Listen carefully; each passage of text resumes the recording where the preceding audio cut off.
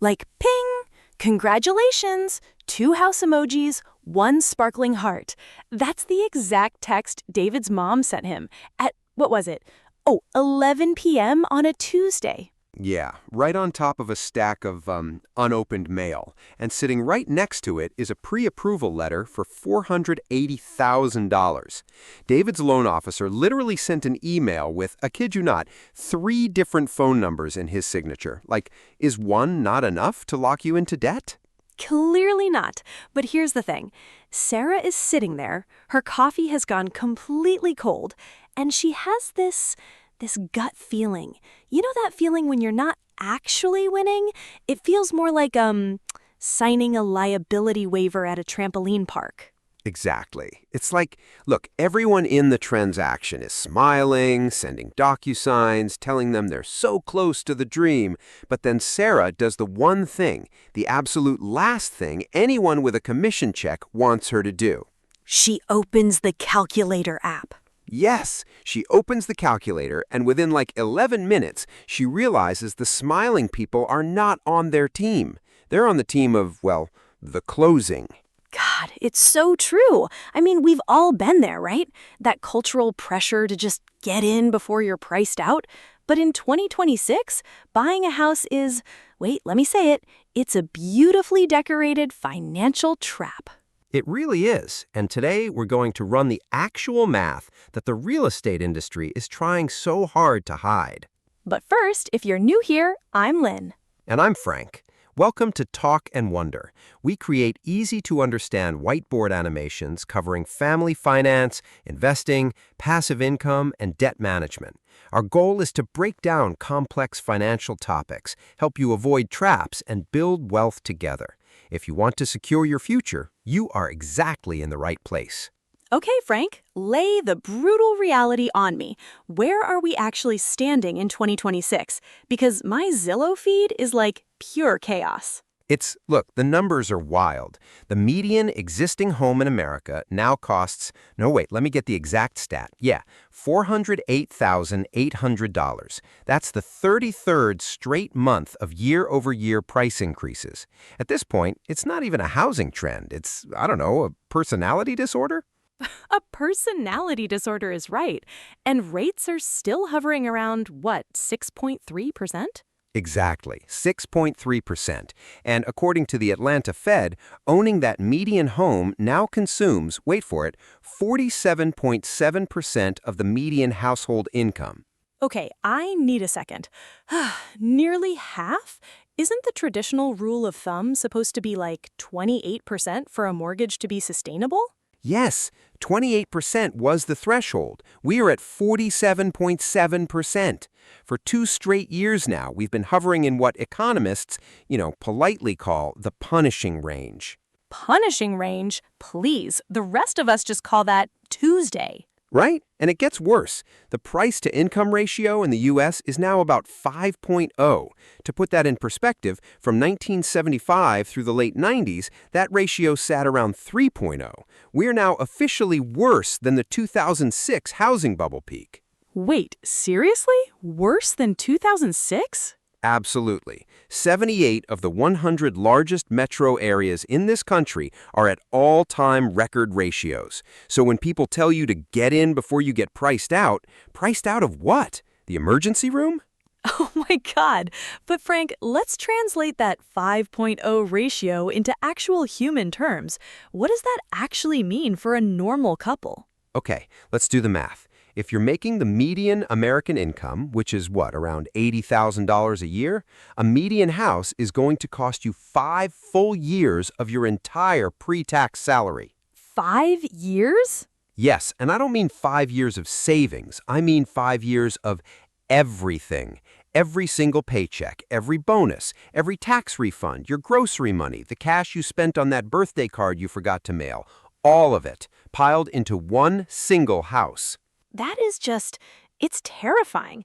And the craziest part is we haven't even touched the interest rates yet. Well, that's where David and Sarah's story gets really expensive. Let's look at what happens when they actually find a house. Okay, so David and Sarah find a house for $400,000 because that's what a $480,000 pre-approval actually buys you once you leave room for taxes and insurance. And look, they're lucky. They've got $80,000 sitting in a savings account. Which already puts them like in the top 5% of Americans in terms of liquid cash, right? Easily. But let's pretend they're just average. They put 20% down, which is the whole 80 grand, and they finance, wait, let me do the math. Yeah, $320,000 at 6.3% for 30 years.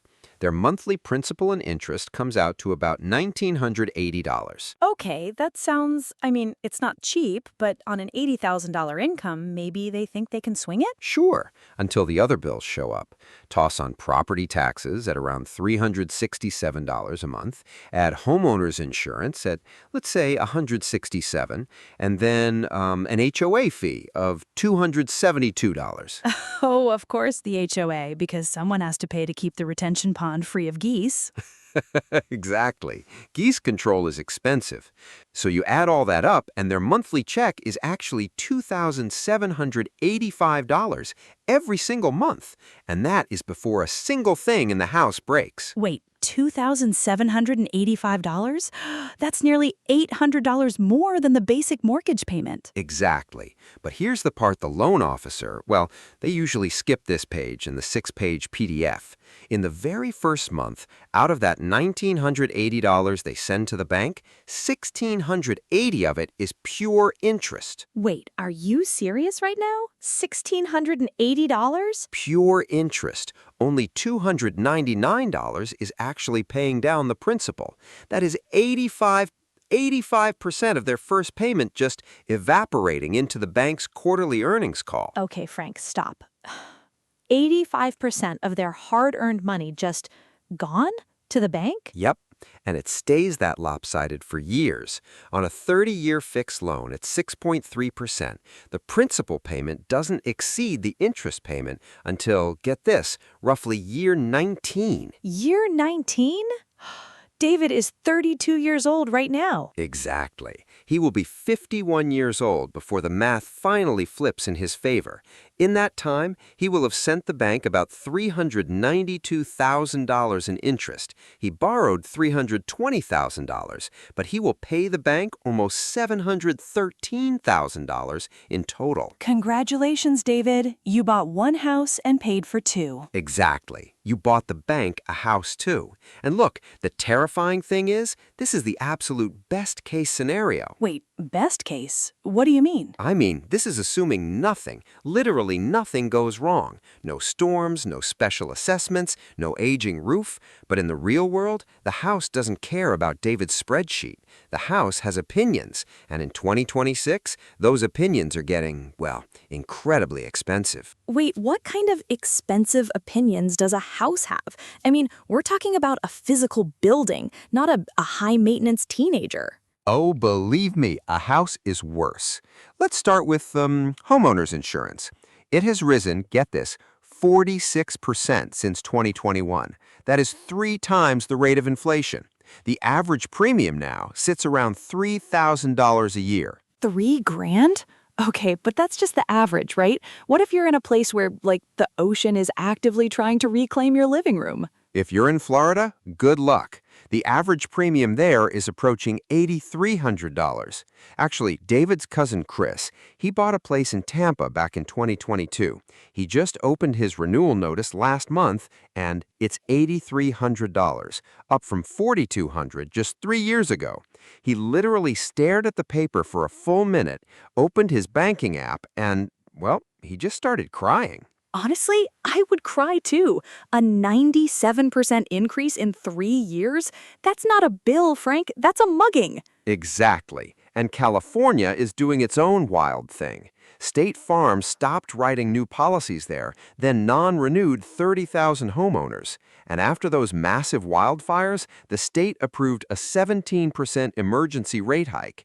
In California right now, my insurance company non-renewed me and my house caught fire look, they're basically the same sentence with extra steps. Jesus. So insurance alone is now, 9% of a typical monthly mortgage payment? Yep, the highest share on record.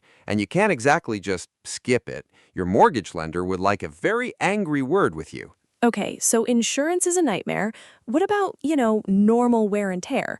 The old rule of thumb was like 1% of the home's value per year for maintenance, right? Right, but maintenance is running its own parallel superinflated economy.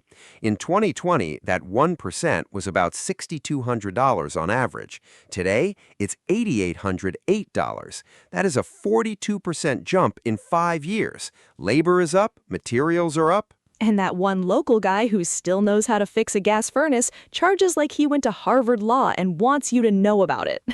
Oh, absolutely. A new HVAC is going to cost you $5,000 to $15,000. A new roof, easily 13 grand. Foundation work, 2 to 8,000. It's no wonder that, wait, let me get the exact number. Yeah, 42% of homeowners now say maintenance and hidden costs are their number one regret. Not the interest rate, not the purchase price, just the slow grinding tax of everything quietly falling apart. And then you get ambushed by property taxes. Oh, don't get me started. In states like Texas and Florida, the second you close, the county reassesses the property at market value. The previous owner's tax protections just evaporate. Your tax bill can literally double overnight. Across the board, homeowner escrow payments rose 45% between 2019 and 2025. In Colorado, they jumped 77%. You didn't get a raise, but your house sure did. Wait, Frank, what about condos? Because, you don't have to worry about roofs and foundations if you buy a condo, right? Oh, my sweet summer child. If you bought a condo in Florida, I have some bad news and then some much worse news. After that tragic Surfside building collapse, the state passed laws forcing condo associations to maintain real, fully funded structural reserves. Starting January 2026, which is like literally right now, they can't waive them anymore. Wait, what does that mean in actual dollars? Okay, imagine a real scenario in Aventura. You buy a condo in December for $380,000. You feel like a financial genius. Then in February, a certified letter arrives in your mailbox. The building needs $40 million in structural repairs. Your share? $180,000. Okay, I need a second. Frank, stop. 180,000? Due when? Due in 90 days. You try to refinance, but the bank just laughs because your condo is suddenly less worth than you paid for it. You try to sell, but nobody will touch the building. You are, for all practical purposes, on the hook for 180 grand in cash. God, that is not an investment. That is a hostage situation. It is. And Florida condo prices are down 99% year over year, the steepest drop since 2009, for a very good reason. People are running for their lives. But here's the thing. All right, my head is spinning. If buying is a physical and financial minefield right now, what happens if David and Sarah just don't? What if they rent? Well, that is the question the real estate industry absolutely does not want Sarah to sit with. Because when you run the numbers on renting the exact same house, the math gets, well, incredibly embarrassing for the housing market. Wait, is renting actually cheaper? I thought rent was just like flushing money down the toilet. Actually, in all 50 of the largest U.S. metros, mortgaging costs on average 38% more than renting. Bankrate round the numbers in 2025, and the average mortgage payment was $2,768, while average rent for a comparable home was $2,000. Okay, wait, let me do the math. 2768 versus 2000, that's a $768 difference every month. Exactly. And in some cities, the gap is just comical. In San Francisco, owning costs, no, wait, let me look at this, 190% more than renting. San Jose is 186%. Austin is 88%. LA is 89%. Literally almost double the cost to own. Okay, I need a second. Double? That is absolute insanity. So if they rent, they keep that $80,000 down payment in their pocket. What if they do something actually useful with it? Exactly. Let's say they drop that 80 grand into a low-cost S&P 500 index fund, and then they invest the money they're saving, let's be conservative and say $600 a month, instead of burning it on HOAs and property taxes. And what's the return, like historical averages? Let's use a very conservative 7% real return. That's after inflation, which is actually below the historical average. After 10 years, they're sitting on about $244,000. Okay, not bad. What about 20 years? 570,000. And after 30 years, they are sitting on $1.22 million in today's money. 1.22 million? Just from renting and investing the difference? Yes, that is what the housing industry is actually comparing itself against when they tell you buying builds wealth. Now let's run their house scenario. Over 30 years, with their down payment, interest, taxes, insurance, maintenance, HOA, and closing costs, they would have put roughly, no wait, let me check, $1.21 million into that house. Wait, they put 1.21 million in for a $400,000 house? Yep, and if the home appreciates at 3% a year, which is actually above the long-term historical real return for U.S. housing, it grows to about $970,000 after 30 years. Okay, so they sell it and make a profit, right? Well, once they pay 9% in agent commissions and closing costs to sell it, they actually net around $885,000. So the house actually cost them $325,000 net to own. Wait, let me get this straight. They spent 1.21 million, got back 8.85 million, so they lost 325,000? Plus, they missed out on the 1.22 million they could have had in the stock market. Exactly. That is the massive opportunity cost. In almost every single scenario in today's market, the renter who aggressively invests the difference ends up wealthier, often dramatically so. But Frank, what about our parents? I mean, my parents bought their house in the 80s and tripled their money. Everyone's parents did. How do you explain that? Ah, the parents argument. That is the most common comment on our channel, and here is why that tells you way less than you think. Because... Okay, let's talk about our parents. Robert Shiller, the guy who literally won a Nobel Prize for studying housing prices, has data going back 130 years, and real, inflation-adjusted U.S. home prices were basically flat from 1990 all the way to 1997. Flat? For over a century? Yep, your great-great-great-grandfather's house was also not a good investment. He just didn't have a calculator to find out. The vertical spike we've seen over the last 25 years, Shiller basically says it's a historical anomaly. People mistook a temporary fad for a law of physics. Meanwhile, the S&P 500 has beaten housing by about 6 percentage points a year. Over 50 years, that gap turns into 10 times the real wealth. Not 10% more, 10 times. Okay, so if the math is this obvious, why is everyone still trying to buy? Why is the American dream still so deeply shoved down our throats? Because of an incredibly well-funded machine. The National Association of Realtors spent $863 million in lobbying in 2024 alone. They were the single largest lobbyist in the entire country. They spent another $66 million on marketing and PR. That word realtor, with a capital R, costs over $150 million a year just to trademark and maintain. The dream you were handed wasn't organic, Lynn. It was designed, funded, and distributed by a trade association that needs you to buy a house every 7 to 10 years. God, that makes so much sense. And what about the classic slogan, "You're throwing money away on rent"? Let's kill that one real quick. Let's do it. On David and Sarah's $400,000 house, in year 1, they will pay $20,000 in interest, $4,400 in property tax, $2,400 in insurance, $4,000 in maintenance, and $3,300 in HOA. That is over $34,000 a year they will never see again. It's unrecoverable. If they rented a comparable home for $2,000 a month, they'd spend $24,000 a year. They literally throw away $10,000 less by renting. Wait, but what about the tax benefits? The mortgage interest deduction? Everyone talks about that. Mostly gone. Since the tax changes, only about 10% of taxpayers even itemize anymore. 60% of the remaining benefit flows to households making over $200,000. Even NAR's own website quietly admits the tax code no longer encourages owning over renting for most people. Wow, okay, so if you're 30 years old right now and you feel like a failure because you can't afford a house, what's the real story? Honestly, it might be the absolute luckiest thing that's happened to you this decade.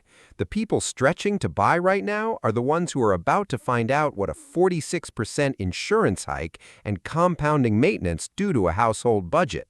Not being able to buy in this market isn't a failure. It's a massive piece of financial luck. But look, let's be fair. Is there any scenario where buying in 2026 still makes sense? What are the rules? Absolutely, there are scenarios. If you want to buy, you must hit all 5 of these rules. Rule 1. The price-to-rent ratio in your market has to be under 15. That rules out coastal cities, but rules in places like Detroit, Cleveland, or Pittsburgh. Rule 2. You must be confident you're staying at least 7 to 10 years to outrun the closing costs. Rule 3, you put a real 20% down without draining your emergency fund or pausing retirement. Rule 4, your total housing cost stays under 28% of your gross income. And Rule 5, the house represents less than 30% of your total net worth. Otherwise, as Morgan Housel says, your primary home is just a large liability wearing the costume of a safe asset. Buy it for stability, buy it because you want to paint the walls pink, but don't buy it as an investment. Exactly. Back at the kitchen table, David and Sarah have closed the laptop. The pre-approval letter is still sitting on the unopened mail. They haven't officially decided anything yet, but they're looking at that $80,000 in their savings account differently now. It's not a down payment. It's optionality. It's freedom. It's the power to move for a better job, to survive a recession, and to let compound interest work for them instead of against them. If the math doesn't work, don't buy. It's not a moral failing, it's just arithmetic. Well said, honey. If this helped you see your own situation more clearly, do us a quick favor, hit the like button and subscribe. Drop a comment with your city's price-to-rent ratio. We actually read them, and some of them, well, they're going to be pretty horrifying.